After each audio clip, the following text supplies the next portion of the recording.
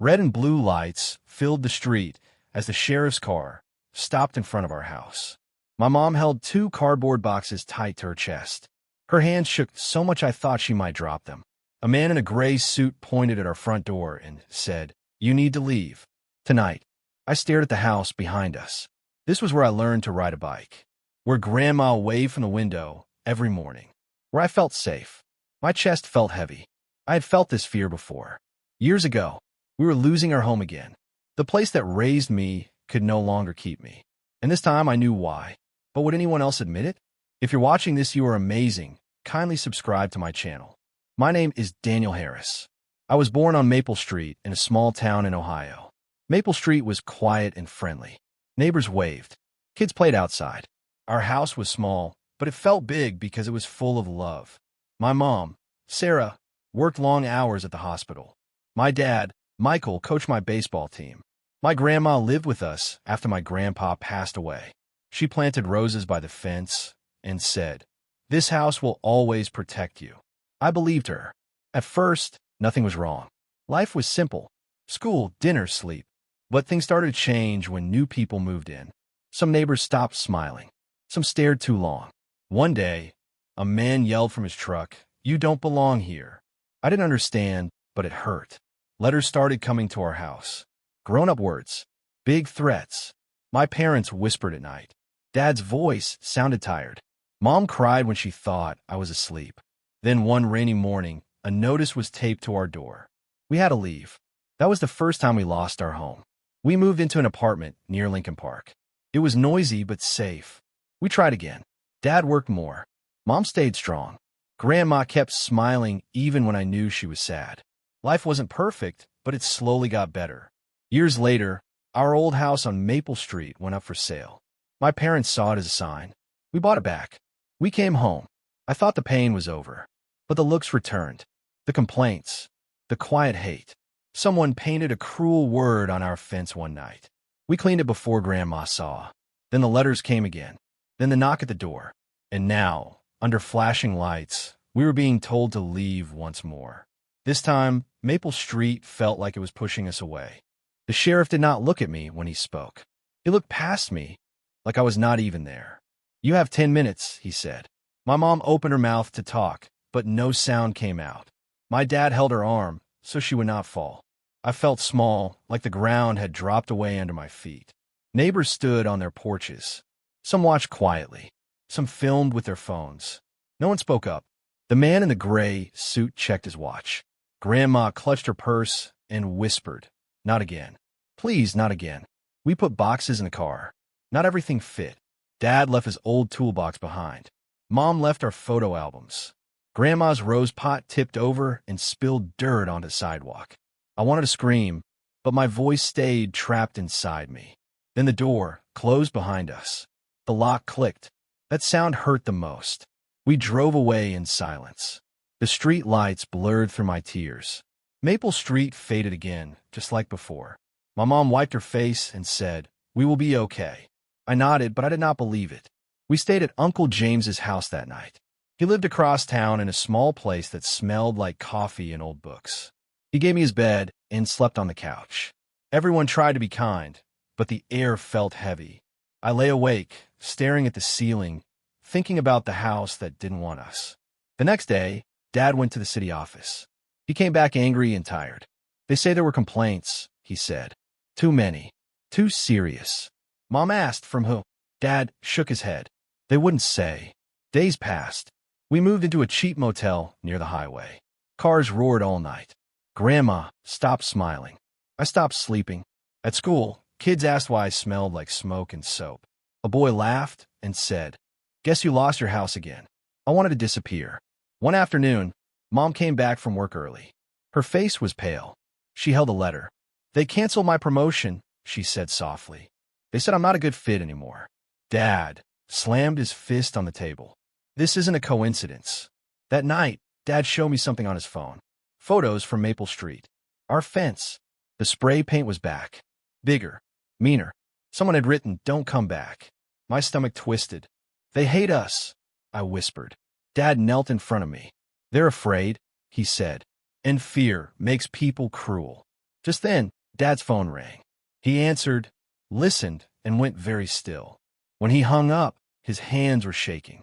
"They're tearing the house down," he said. "Tomorrow morning. The place that raised me would be gone by sunrise." The sound came first, a deep, angry growl that shook the air. I stood across the street as a huge machine smashed into our house. Wood cracked, glass burst, dust filled the sky.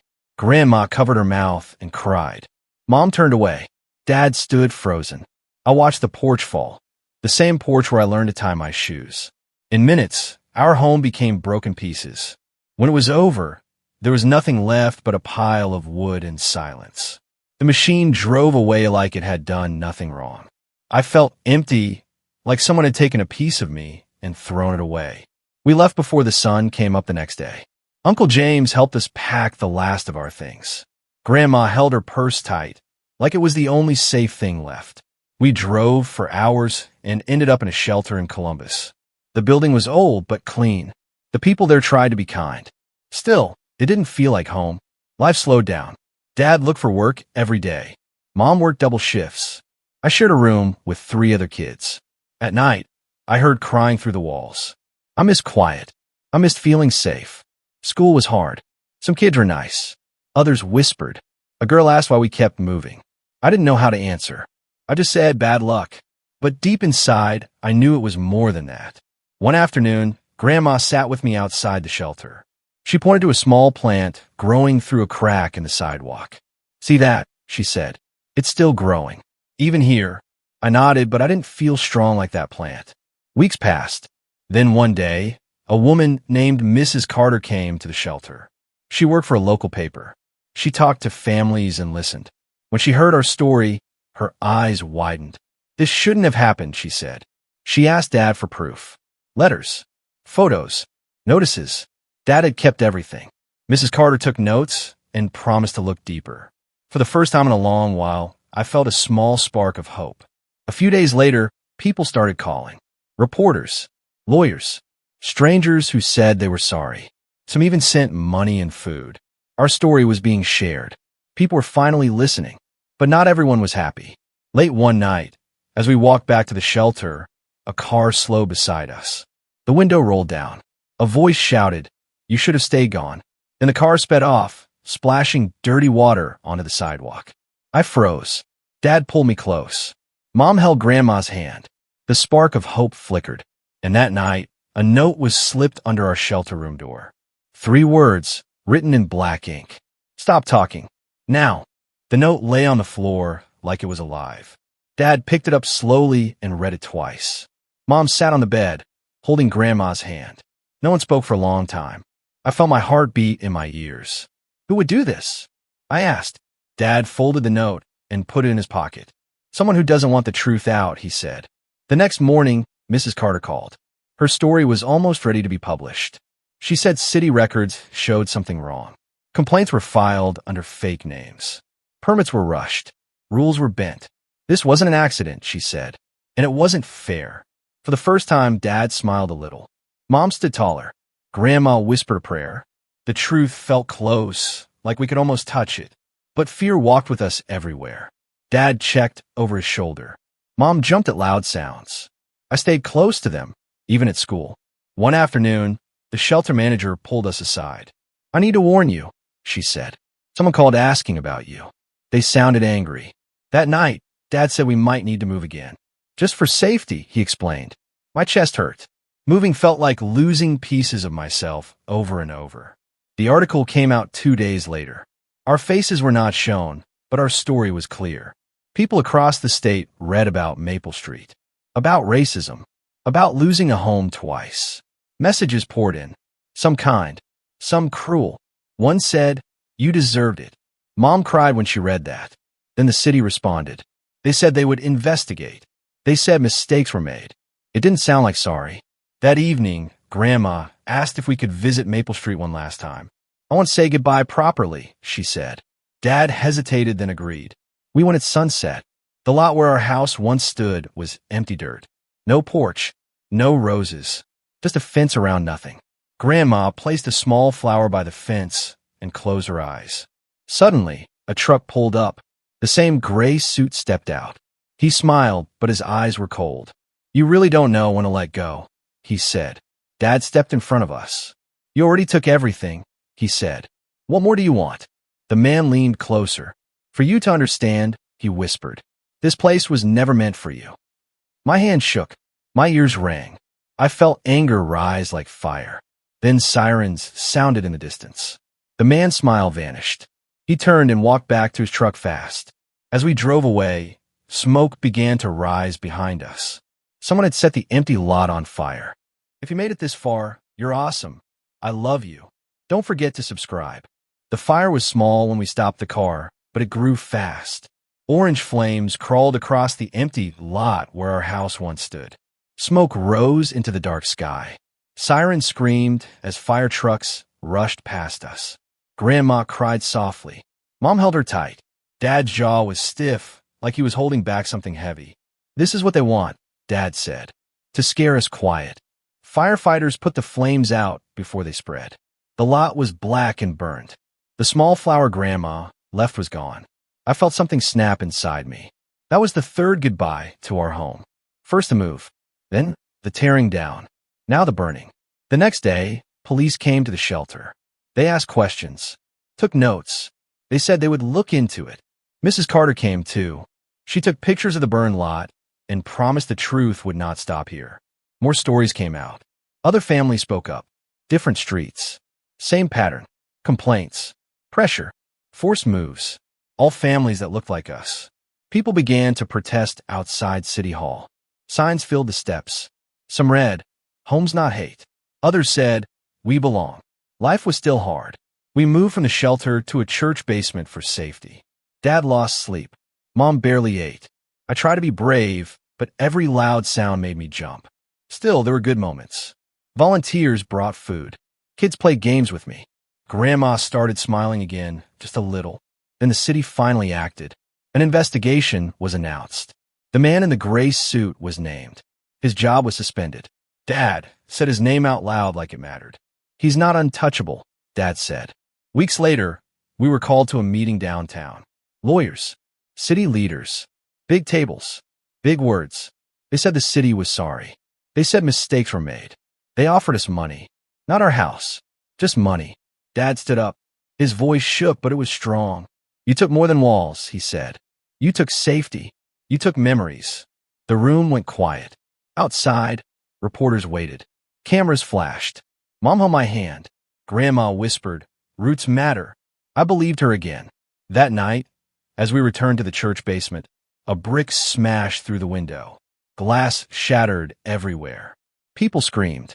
I froze as cold air rushed in. Taped to the brick was a note. One sentence. "Last warning." The brick lay on the floor like a threat that could breathe. Police came again. Reports were written again. Promises were made again. But the fear stayed. The church moved us to a safer room with no windows. At night, I listened to every sound. I counted my breaths until morning. Mrs. Carter told us not to stop.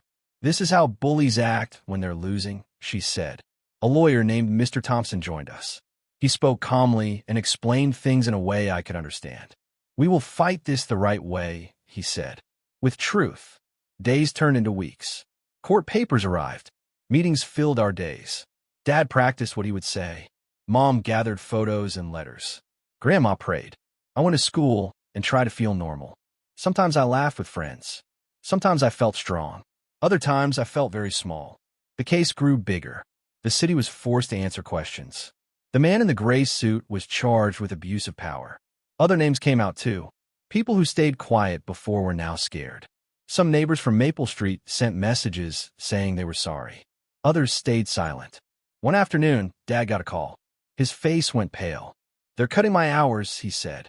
No reason. Mom understood right away. "They're trying to break us," she said. Money got tight. We sold things we loved. Grandma gave up her ring. I gave up my bike. That hurt more than I thought it would. Still, Dad said, "We don't quit." The court day arrived. The room was cold and bright. I sat between Mom and Grandma.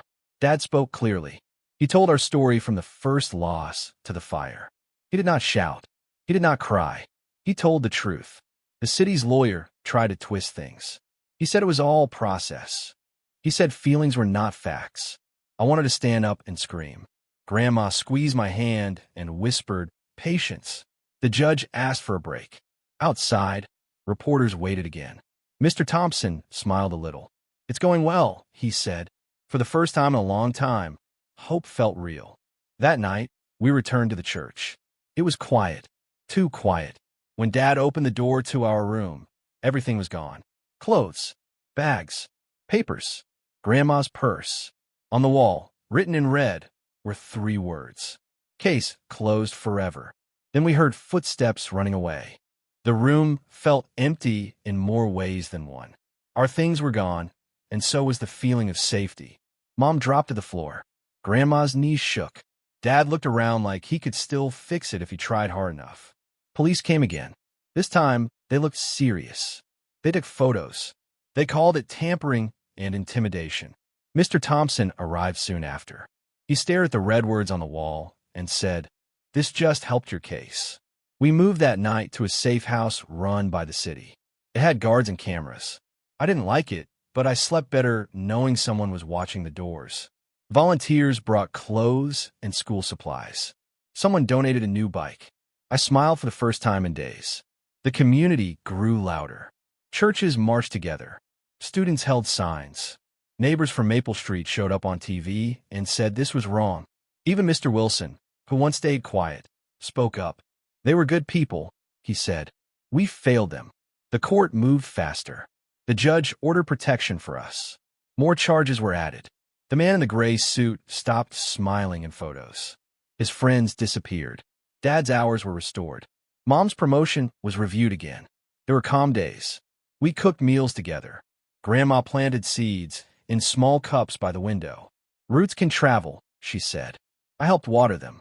Hope felt gentle, like a soft light. Then the threats changed. Dad received a call with no voice, just breathing. Mom found a note on her car that said, "You're almost done." Mr. Thompson told us to stay strong. "This is the last push," he said. The final hearing was set. The room was full. Cameras everywhere. Dad spoke again. This time, other families spoke too. Their stories sounded like ours. Different streets. Same pain. The judge ruled. The city was ordered to pay damages. The officials were removed. New rules were put in place. The room exhaled. Mom cried. Dad hugged us all. It felt like justice. Outside, the crowd cheered. Signs lifted high. Someone handed Grandma a bouquet of roses. She smiled wide and said, "They smell like home." As we walked to the car, I noticed a man across the street.